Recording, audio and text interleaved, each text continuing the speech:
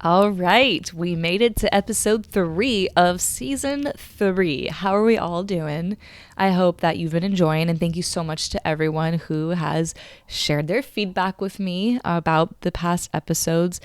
It means so much because, I say this is a conversation, but really it's me talking to me and staring at sometimes myself in the mirror, sometimes just a blank wall. And so to have you to share your feedback and join the conversation with me, it means so much.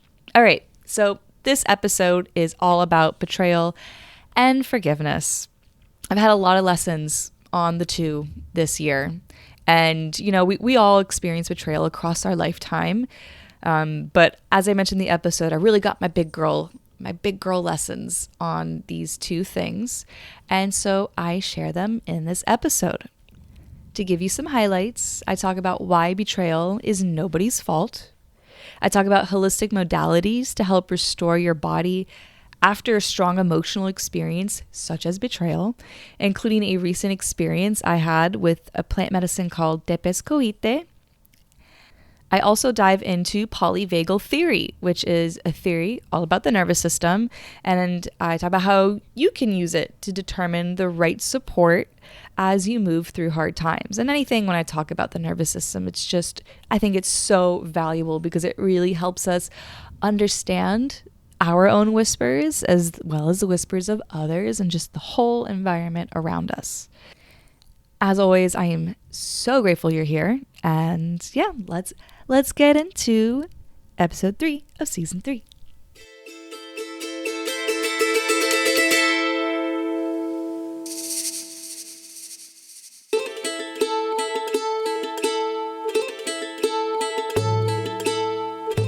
Welcome to the School of Whispers podcast. This is your host, Stephanie. I'm a licensed acupuncture physician and herbalist with a background in psychology, health sciences, and exercise physiology. Within my own spiritual awakening, I found myself learning pivotal lessons when I got myself to be in silence. Within that silence, the whispers came through. This is my sacred space of vulnerable storytelling where my guests and I share about the magic that comes from a life of following these whispers. I'm grateful you made it here, and I hope this show inspires you to live a life of following your own whispers. Let's get into the show.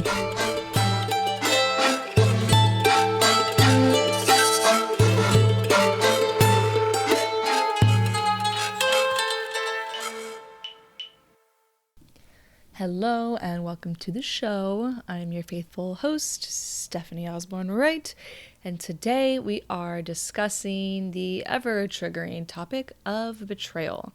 And with that comes forgiveness. We are going into all the deep topics to start out this season. We started with shame, cancer, now betrayal.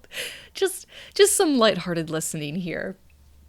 So because this topic, I did a meditation beforehand, but we're going to do a meditation together because this is a triggering topic. For me, it might be one for you. And yeah, I'd like to get into a little bit of resonance together. So go ahead and close your eyes if you can. And we're going to take a deep inhale in through the nose. And when you exhale, sigh it out gently.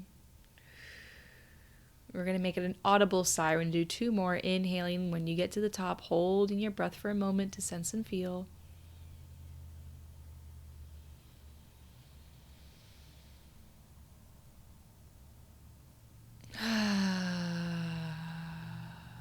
This last one, you're going to make the exhale twice as long as your inhale.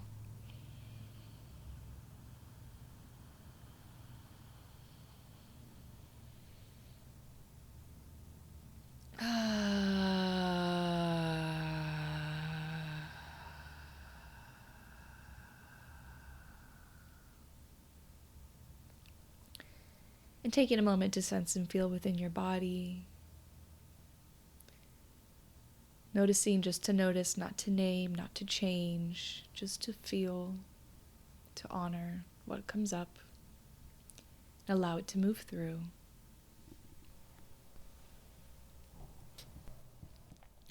And bringing your awareness to your heart.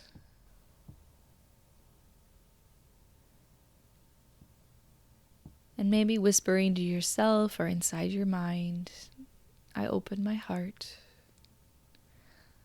I open myself to feeling. I leave reason behind. I open my heart. Thank you for an open heart.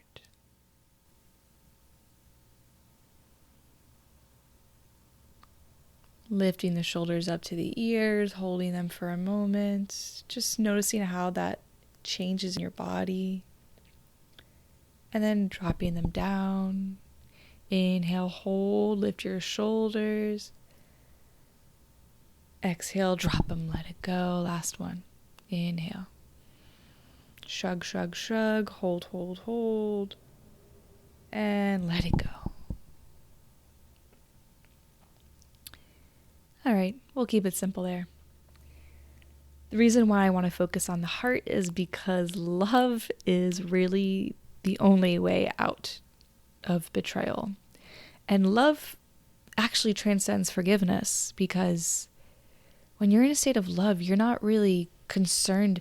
It's like forgiveness sometimes can bring us to this space where we're like, oh, we were wronged. They are wrong. They're bad. They fucked up, and now I have to forgive them. Whereas when you're in a state of love, it's this acceptance of what's happened and being able to look at it and think, oh, that was for me. That was for this whole crazy reason I signed up to come here in the first place, which is to advance myself as a soul. And I don't mean that in a way of bypassing. By all means, feel the darkness of it. But that's what I mean. We're here to feel the heaviness. We're here to feel the full spectrum, to experience and to deepen ourselves. I remember hearing this somewhere where it was like, if you can see the lesson in all the things that happen in life, then you will transcend the emotions of life. It was something like that. And I love it because it's really helped me shed and move on. So before I do dive into betrayal, I want to just touch on forgiveness for a moment, because I think that's going to keep the true north in the conversation. I have this little book in front of me, and I have this awesome passage on forgiveness that I want to read. So here's how it begins. Forgiveness used to mean power to me. I could judge the offender, the person who wasn't doing what I wanted, and then exercise my power by showing them I could rise above the offense and magnanimously bestow forgiveness.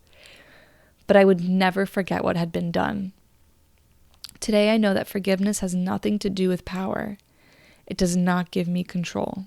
Forgiveness is simply a reminder that I am on equal footing with every other child of God.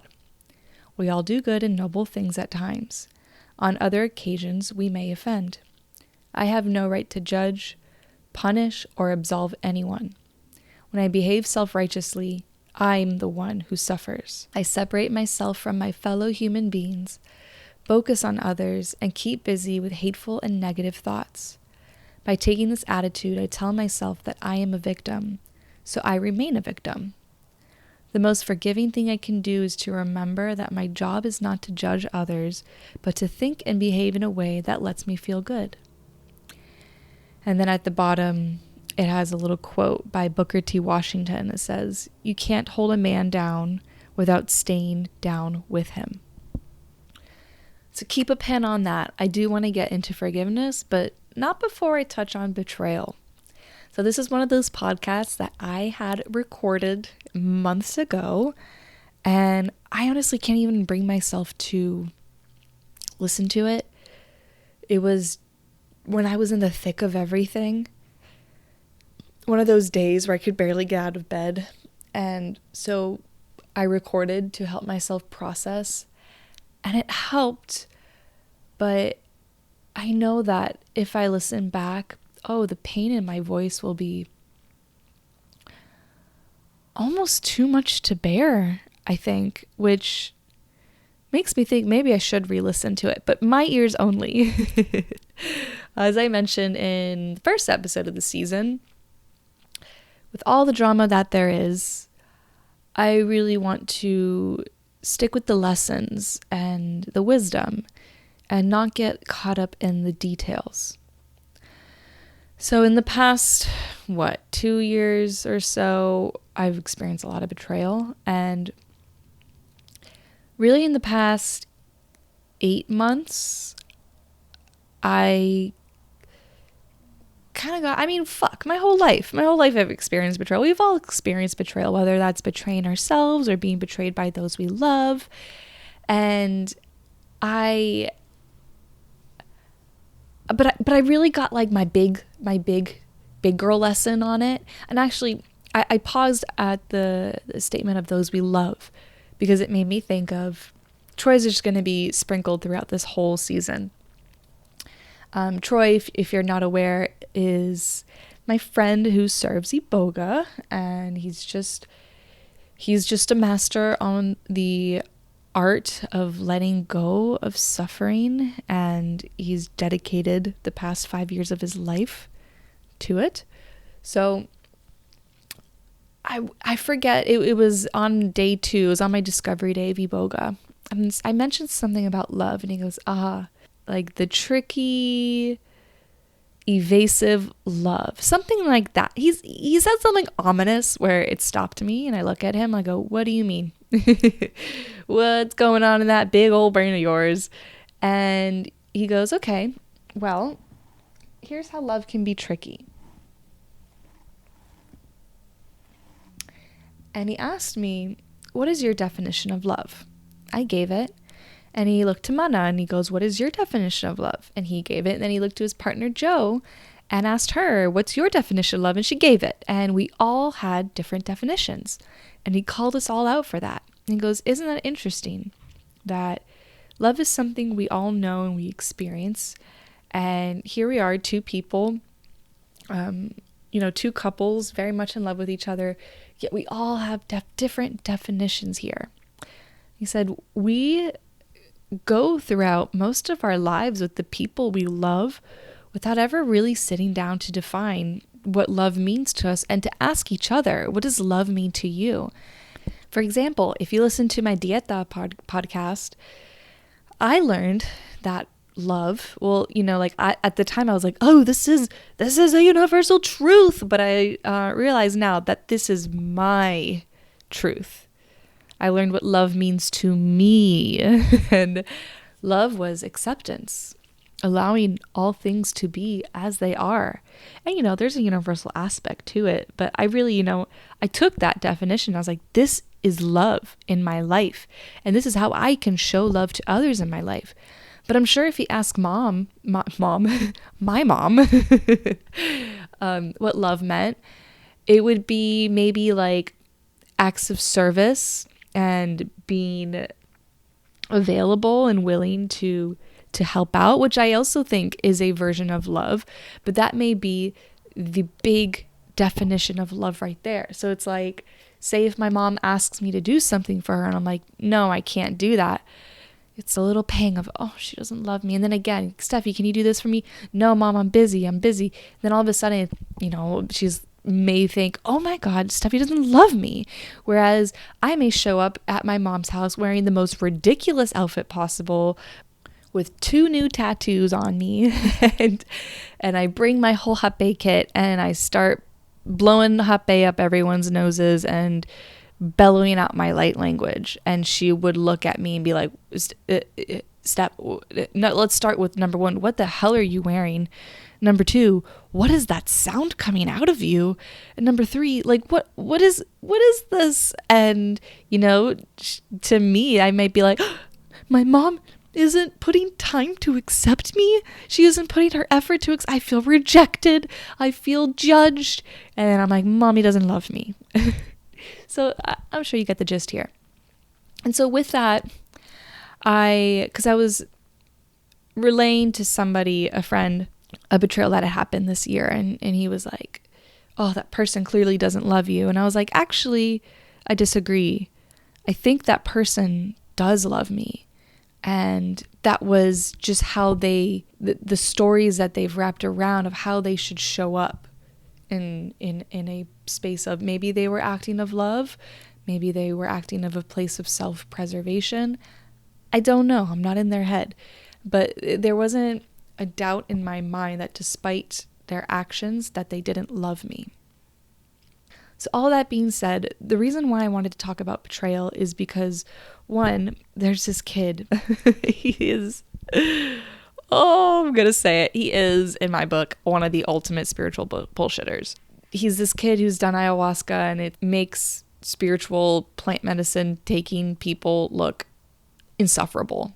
So he had put a ask me anything thing on his story, and it was somebody asked about betrayal, and he was like, well, you have to look at yourself. You have to ask yourself, why am I allowing myself to be betrayed, or something like, or why am I not loving this person enough to allow them to make the mistake? And there was a lot of, I can't remember specifically, but there was a lot of kind of a gaslighting vibe, a little bit of it's your fault that they betrayed you, and it's your fault for being upset. And then earlier this year, when I had just back to back, boom, boom, 2 big betrayals hit me, somebody said to me, you have to ask yourself, why are you aligned with this energy of betrayal? What did you do to call it in? What have you done and said in the past to set the stage for the betrayal? And for sure, it was hard for me to hear that. But I sat with it. I didn't react. I was like, And I sat with it, and I sat with it. And I was like, no, fuck that. Oh, my friend, if somebody, well, first off, if somebody is capable of betraying you, it's because you love them. Betrayal is a very intense experience. And when you give somebody that deep level of trust, because usually betrayal is something, it's the rug being pulled out from under you. You don't see it coming. It hits you hard, and you're like, holy fuck. And your whole world is kind of flipped upside down. At least that's what betrayal has been in my experience. And somebody that I don't really care for, who maybe I have a, more of a shallow relationship with, I like them, or even if I don't like them, they're not really capable of betraying me, because I don't have that, I don't really have much expectations of them. It's really those that we love and put our full trust into who are capable of hurting us that much. And so, one, them betraying you is not your fault. It's not something that you've aligned your vibration with. It is not something that you need to look back at your actions and words and figure out, how did you create the energy and allow the energy of it? And it's, rather than put the spotlight on yourself and blame yourself, right there, you've lost the plot. You're stepping into blame. And blame doesn't really have anything to do with it. You being a good or a bad person has nothing to do with it, and them being a good or bad person has nothing to do with it. I'm pretty sure that the people that you love and allow close to you in your life are not necessarily bad people. They're not necessarily good people either. I'm really, really working on it. It's so interesting with these betrayals that they've come from people that I love the most in this world. And it's really pushed me to look at them and decide, I'm like, ow, I'm fucking hurt by their actions. But I don't hate them. I don't want to hate them. And I don't think they're bad either. We're all humans. We make mistakes. But continuing on with this spotlight of who to look at when betrayal happens. And I think the spotlight should actually begin with looking at the person who has done the thing, who has done the betrayal. And I say this again solely from my experience. Anything that I say here is not universal truth. So please pick up what works and leave down what doesn't. But in my experience with, everything coming to light and, me having this acknowledgement of like, oh shit, my trust has been breached, and yeah, the B word happened. I feel like already I probably said betrayal 21 times here. And yeah, so the shock of it is rough. It was rough for me. And the emotional expression has just been like breakdown, tears, sometimes a little bit of screams and yells, moaning up on the floor in a fetal position, rocking back and forth like I can't breathe, I can't move. That depth. And why you need to look at the other person is, number one, if they're in the room with you, you got to make sure that they're capable of holding space for that kind of stuff. Sometimes you can't, it doesn't even register in your mind, and that's totally fine. But if you have the ability to register, that kind of expression can be a lot for someone who's not capable of holding space for that, especially if somebody who is blaming themselves is like I've betrayed others. I'm not, so I haven't only solely been on the other side of this.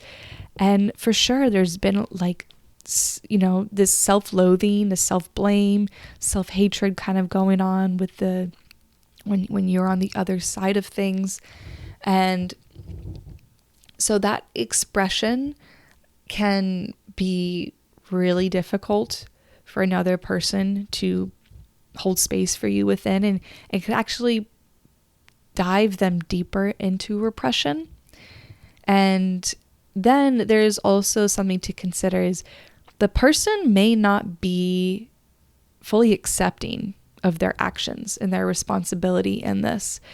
And they might jump into their expression and say, what the fuck are you doing?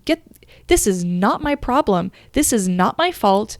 And you're blaming me. I am not a bad person, and kind of launch into that narrative. And then all of a sudden you're the one that's repressing, and all the emotions are sucked back in. Or again, it's just like a back and forth. It was really interesting when I read in the very beginning of that Surrender book that I mentioned in episode 50 by Dr. David R. Hawkins, I think, Dr. Hawkins. He talks about how the three main ways that we express emotion actually perpetuate this cycle of suffering. And the first is repression. As we know, it's when we repress, it creates illness, and eventually what comes up must come out eventually. And it could come up in other ways, unconscious ways. The number two is expression. And when I read that, I was like, what? It's good to express. And it was like he was answering me right there. He goes, based on Freud's research, and where he talks about how repression is the root of a lot of illness, mental illness, we think that, the solution here is expression. And I'm being very specific to the case of a conflict with another person where there's emotion that's unprocessed and you're like, oh my God, I'm so furious. I'm so angry. I'm going to show them how I'm going to confront them. I'm going to let them see my rage, and I'm going to let them know everything that they did wrong. That person has to repress at the face of your hurt.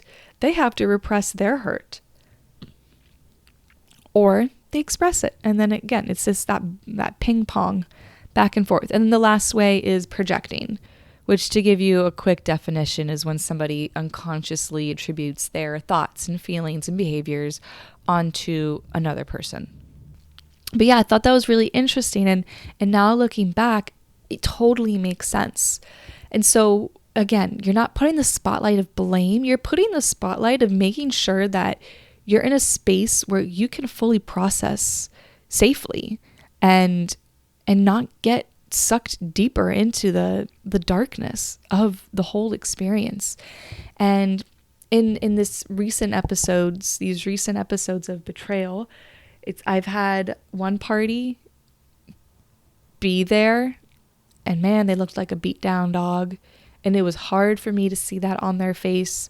And it eventually, I started to feel bad for that expression, and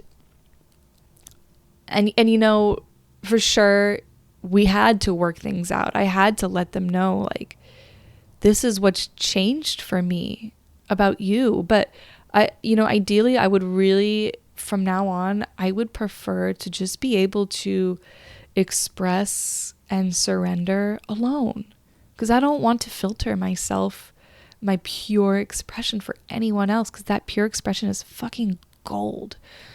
So yeah, that was one side of it. And of course, like, we've had to talk things out, and they did a really good job at owning it and really holding space and hearing what I need and really working on acting accordingly. And then I have experienced the other side of the coin of, you know, that person having a really hard time hearing my pain. Just the whole experience was really hard for them to hold space for. And from what I experienced, they were launched into this place of this cycle of blame and shame and deflection and you know, like, going through their own difficult process. So putting that in mind, and I'm sure maybe there's other spectrums of how somebody reacts, but with that in mind, that's going to help you figure out if this is, well, I think the priority is processing. And then the second thing is figuring out, is this a relationship that is worth putting time and effort into mending? And that's tough, especially when you love someone deeply. It's really hard to let go of them. But you know, I've had to do that many times, whether it's with family or friends, to cut them off and realize continuing this relationship is just going to perpetuate the conflict, the drama, the cycle, the pain, all the tough things that get in the way of the bigger picture. I've gotten feedback from someone that we're very close now. Our relationship is very good now, but years ago I cut them off, and they still hold resentment towards me. But you know, me doing that was the best thing, whether they see it or not, was the best thing I ever could have done for that relationship. So whether that ending of that relationship within that moment, in order to allow the recovery, I don't love the word healing anymore. So let's say recovery, remembering that, recentering, that might be for good, but it also might be for a temporary piece of time. Recently, I ended a friendship, and I had a lot of people tell me, oh, hopefully it'll be for a short amount of time, and don't worry. Like, they were trying to reassure me that, oh, it's not because I was, the grief. Oh, it was so sad. It was so heartbreaking to do it. And, you know, everybody saw that in me, and they were like, no, it's okay. It's okay. It's not forever. And I was like, we need to stop saying that, guys, because that takes me out of a place of focusing on myself and processing. And that puts me in a place of trying to figure out how to make the relationship work when it is not working. And then what happens is I get into this place of self-blame.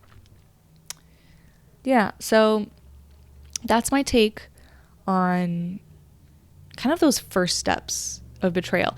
I also want to talk about treatment. Acupuncture is absolutely something that is very effective. So is herbal therapy, whether that's cacao or, there's herbal formulas for sure that can help regulate the body from the shock of betrayal. What else? I'm sure ayahuasca's useful, iboga is useful. I've definitely found hape, sananga, kambo, bufo useful. Basically, when I do plant medicine, it really, really, by working on myself, by focusing on me, it has helped restore so many broken relationships in my life. I actually just so something I didn't mention was within that weekend of me sitting with iboga, I also sat with an herb called Tepezchoite. And within Tepezchoite, the experience with that plant medicine, I was able to reach a place of forgiveness, which was epic and beautiful. And all the things. Actually, don't kill me for going into a side tangent, but I have to talk about Tepezchoite for a moment because, you know me, I am just obsessed with herbs. So Tepezchoite is the leaves and stem bark of the mimosa tree. And what's really interesting is He is also mimosa tree bark, but it is a Chinese herb. So the differences here, there are obviously like species differences between the trees, but they do come from kind of like this same family, the mimosa tree plant. And Tepezchoite it has multiple forms of DMT in it. So when it's smoked, you have a very DMT-esque experience. It's very, in my experience, it was very feminine and beautiful, akin to bufo, but a lot more gentle. And, God, it was just, there's no words really to explain it. But on the other hand, He is one of the main herbs used in Chinese medicine for depression. The main sort of highlight of it is that it releases constraint. So it releases that type of depression in the body of like feeling trapped and constrained in your body. And I think that that's also a beautiful way to describe Tepezchoite because, with this DMT experience, you do have, I had a bit of an out of body experience here, but it enabled me to reach this beautiful, angelic space of forgiveness and to release the constraint of the past. Okay, that's my side tangent there. So back to what I was originally saying, what I really want to say here is give yourself time. Because your body and your mind are capable of doing it. If you launch right into, I gotta heal, then you're signaling to yourself, your nervous system, that there's something deeply wrong with you. That there's something wrong. And it's a part of life. Betrayal is a part of life. Pain, conflict, shock, everything that comes with it is a part of this experience, and there's nothing wrong for experiencing it. So what I have done for myself is I gave myself a day or two of raw dogging it. So at the time I was smoking weed, so no smoking weed, no acupuncture, no herbs. Even if I was having insomnia, even if I was shaking from the trauma, personally, I like to allow myself to naturally go through that process for like 12 to 24 hours because I believe that you don't always have to be regulated. It's actually good for you to move through dysregulation, to experience it because it's a wisdom within your body. And then I will look at my tool belt and figure out, okay, what can help me regulate here, come back to center, and all that good stuff. At the time, I didn't really have the letting go process just entrained into my brain, or I wasn't aware of it, maybe in my own way. And so what was really helpful, so that is absolutely something that I would do now, and it's something I am doing now because I'm looking back. Things are coming up. I know now, I have the deep self-awareness now that if I'm going about my day and I'm numbing a little bit more, whether that's mostly it's just doing anything but spending time with myself in silence. Like, for example, yesterday I was going to clean my shower and I really wanted to listen to this audiobook. Side note, any Court of Thorns and Roses fans out there? Oh my God.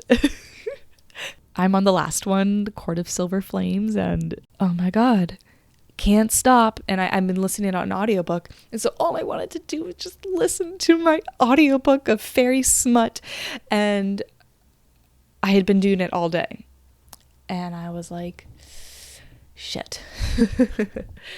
That was my whisper. Okay, you got to do this thing in silence. So I cleaned my shower in silence, and I had a lot of anger come up over something that had transpired in the past. And I just was scrubbing a little bit harder. my shower got a little bit of an extra scrubbing clean. It is shining thanks to my anger and thanks to that history. And I, within doing that, went into my letting go process. So yeah, if I had that at the time during those really big ones earlier this year, would have done that, but I didn't. And so what was a great resort for me was my family. And that gets me to this next point of the polyvagal theory. So if you have heard of it, bear with me. If you haven't, this is a fun thing. I think it's fucking awesome. So the polyvagal theory is along the lines that we go through, and I'm not going to be the best, the most proficient at explaining it. This is my version, and I'm sure I recommend you Google it for sure. But stay with me here for a moment. So it's under the assumption that we oscillate between like the spectrum of three main states of our nervous system. First is parasympathetic, nice place to be, rest and digest. Then there's sympathetic, fight or flight. And then there's dorsal vagal, which is that collapse. I think of that most extreme situation where somebody gets in a car accident and they go off of a cliff, and it's their fight or flight mode is so, their amygdala alarm is going off so intensely, and it's like we're going to die. So the body shuts down and goes into self-preservation mode. And some people often will pee or poop themselves. They'll pass out. They're left speechless, and sometimes they're left speechless for a long time afterwards. I kind of feel like it's the beginning of a coma, and I could be right there. I don't know. But within that, it's a spectrum. So I read somewhere recently, if you're irritated, you are in a sympathetic state. And I feel like that's might be one of the lower ends of the spectrum of the sympathetic state. Personally, I think that the lower end of the spectrum of a dorsal vagal state is being left speechless and just not even knowing what to do with your body, with yourself. God, I'm one time with a loved one, they were going through a lot, and it was actually somebody within a betrayal.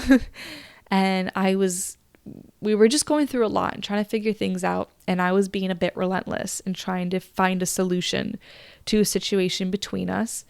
And they went into shutdown. They just started crying and crying and crying and crying and couldn't stop crying. It's really sad. It's really sad to see somebody you love in that dorsivvagal situation. And if you're anything like me, all of a sudden, like, I was in fawn mode, and I was like, oh my God, I'm so sorry.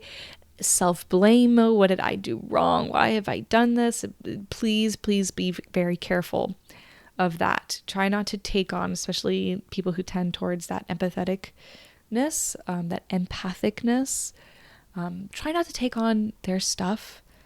It's what I said in the beginning, how, yeah, parasympathetic is a pleasurable place to be in, but it's not good or bad. And sometimes we are in a sympathetic state for the greater good. Say you're about to give a speech and you really have to be on your stuff, and your body gets, your nerves start to wire and fire, and you could label that right before a recording. I felt it. I felt that I could call it anxiety, I could call it nervousness, but I remind myself, oh, my body's getting into a state where it's ready to become more clear, and my need to eat or drink is going to be minimized, because that's what happens when you're in a sympathetic state. And I'm preparing for something that requires a fired nervous system, because this isn't an easy topic for me. I'm not sitting on a tower here looking down at everyone else and I'm like, oh, you're feeling betrayed. Oh, I've been there, done that. I know so much more than you. Absolutely not. So on that note of polyvagal theory, the nervous system speaks in body language and tones. It also speaks in environment. So everything around us is contributing to that oscillation between those states. That could mean self-talk, what you eat, how you treat yourself, how much you eat, the room that you're in. When I'm not in my best place, my room is cluttered. It looks like my closet threw up and my purse is in my backpacks. And that puts me in a state of freeze. Honestly, I feel like I'm incapable of doing anything.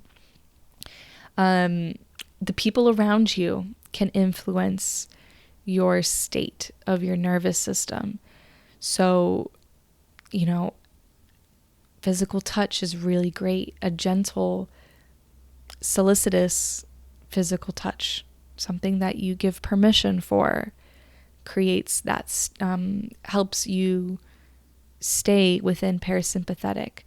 The way that people look at you, their body language, whether their arms are crossed or their heart is open towards you. Oh my God. Or how about when people say, it's fine, I'm fine, but everything within their body language says otherwise, and you're anxious.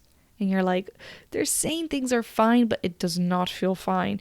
That's because your nervous system is picking up on that. Think of it this way. The nervous system, the body language, is the first language of mankind. It is the most primal language. So we are damn good at it. Whether we are aware of it or not, it is what we are so proficient in, because we are animals, and this is how animals speak. And so having that awareness around all of those things that speak to the nervous system that are not actual spoken word is really helpful, especially when you're in a state of recovery from a big emotional experience, such as betrayal.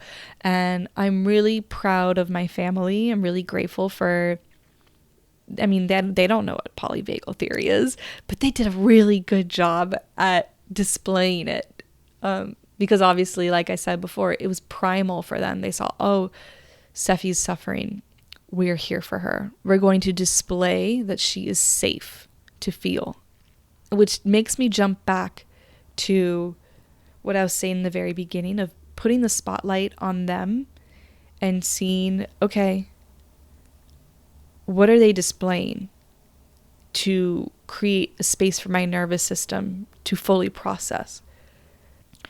And stepping into radical responsibility, it's up to you to be aware and to change the situation.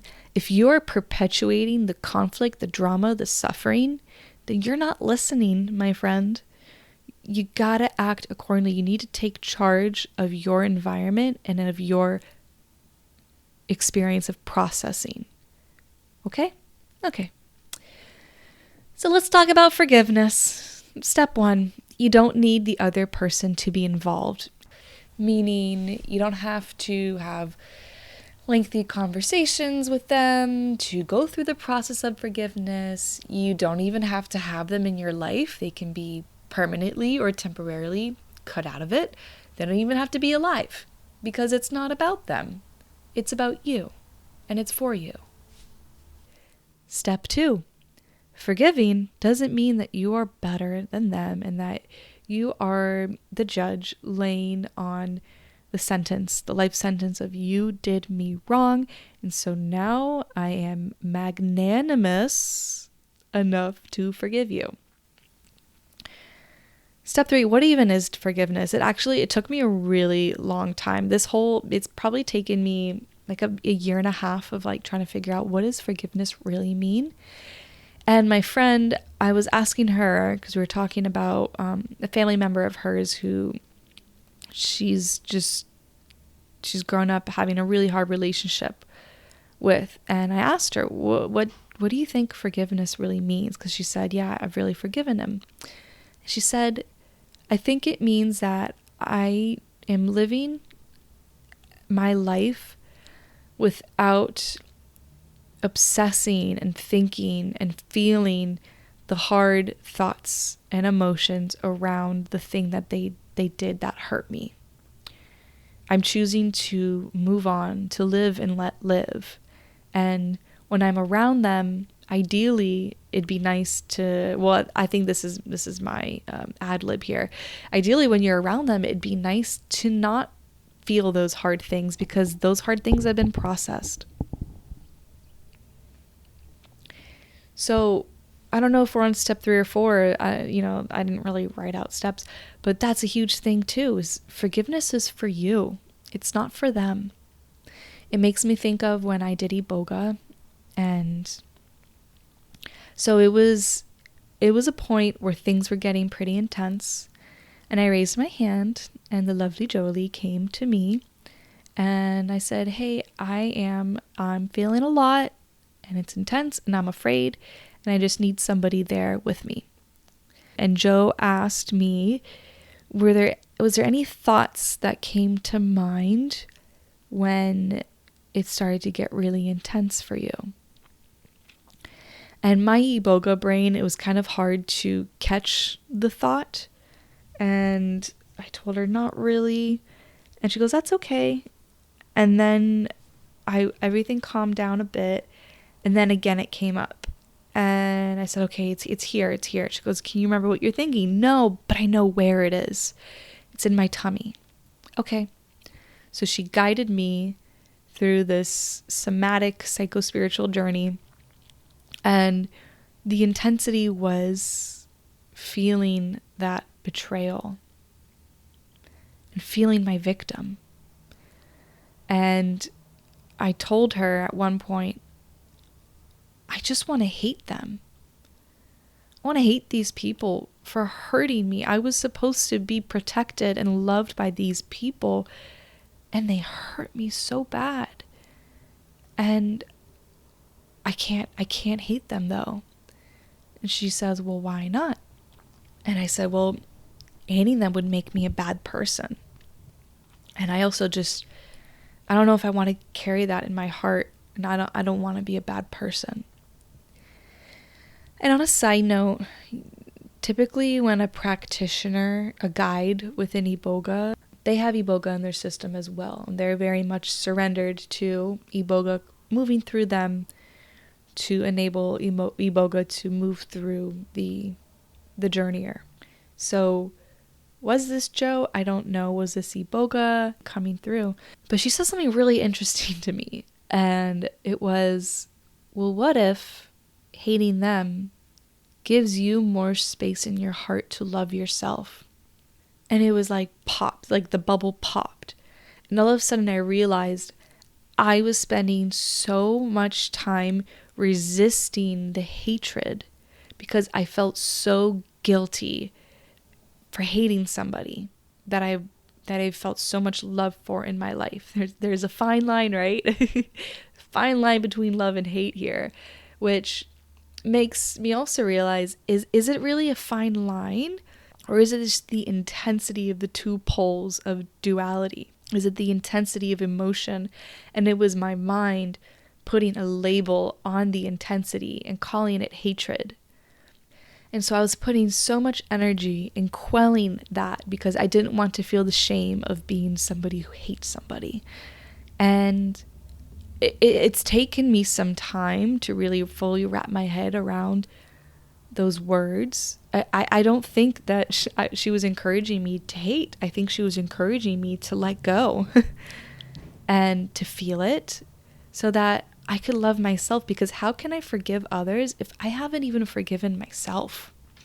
And through that self-forgiveness, I've finally been able to forgive across my life.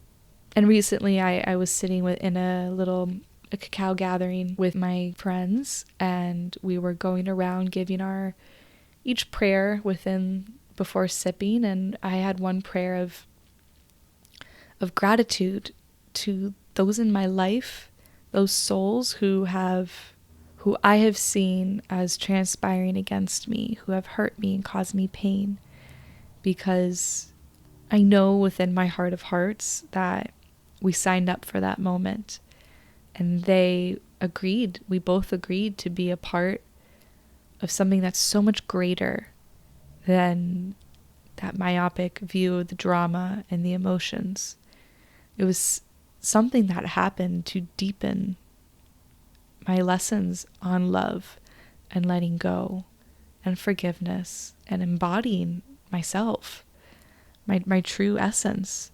And it's a sacrifice that their soul made in this lifetime of their quote unquote good name in my mind, in my human's mind, in my ego's mind. Their good standing, they sacrificed that to enable me to go deeper within myself. And so with that gratitude there, I think that's also enabled me to forgive. It makes me think of how for so long I've really tried to think I've tried to put forgiveness in my mind and try to figure it out, where after this conversation here, I'm realizing, so forgiving is not about forgetting, it is about letting go. And I think forgiveness also exists on a spectrum. And what I mean by this is I've put time into coming to a place of forgiveness, of serenity around the past things and past relationships. But the memories still come in sometimes. And sometimes there's an emotion attached to the memory, and I have this awareness now, the letting go process that I go through.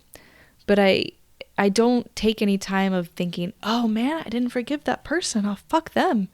No, it's just the emotion. And sometimes the memory comes in and there's no emotion attached. It's just the mind doing its thing, thinking thoughts. I think forgiving exists within the nervous system and the soul. Letting go within the nervous system, allowing yourself to reach safety and to let go to reach further safety in your present moment. And then it's like forgiveness has unintentionally brought me to a place of less judgment, more love and understanding, because it's had to begin with me. It always begins with us, doesn't it? It always begins with the individual. Well, I hope this podcast has been a little light and possibly a dark time in your life, and a reminder that there's nothing wrong with you for feeling these hard things. And if you're somebody who has been on the other side and you've done the betraying, you're not a bad person. You are so worthy and lovable. But here's the thing about worth. Trust and being considered a safe friend, that is something that you do have to earn. That is not something that we're all entitled to.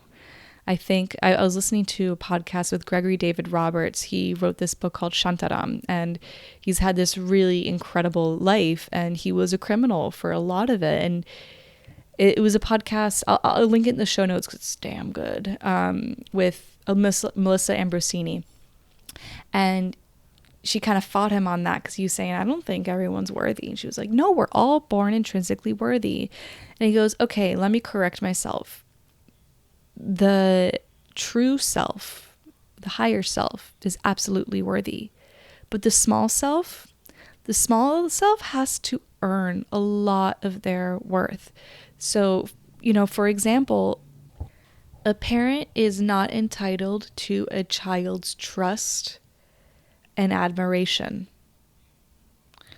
A parent has to earn that. Just because they gave them life or they support them does not mean that they are entitled to their trust.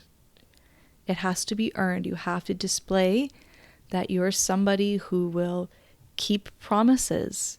You're somebody who will not use information against them, and so on and so forth. I hope I'm making my point here.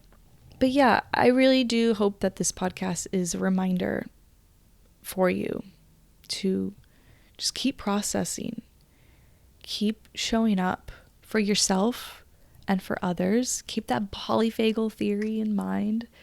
And it's been a good reminder for me. I know this is going to be one that I will listen to quite a few times over. And yeah, if you ever want to talk about these things, if you need a non-bipartisan ear, I am here to listen, here to hold space. I know that it can be tough. Not everybody gets it. And so, yeah, please don't hesitate to reach out if you need someone. If you would like to support this podcast, please consider leaving me your rating, review, subscribe, share with a friend. Oh, and if you would like to work with me, your girl's got a new job. I am treating as an acupuncturist and herbalist at clinic in Boca as well as in PGA. I will link their information in the show notes if you'd like to schedule something with me. If you would like to do something remotely, or if you'd like me to come to your home, please reach out to me on email or Instagram. I'm offering acupuncture, body work, as well as lifestyle counseling, readings, esoteric acupuncture, which can be done distally.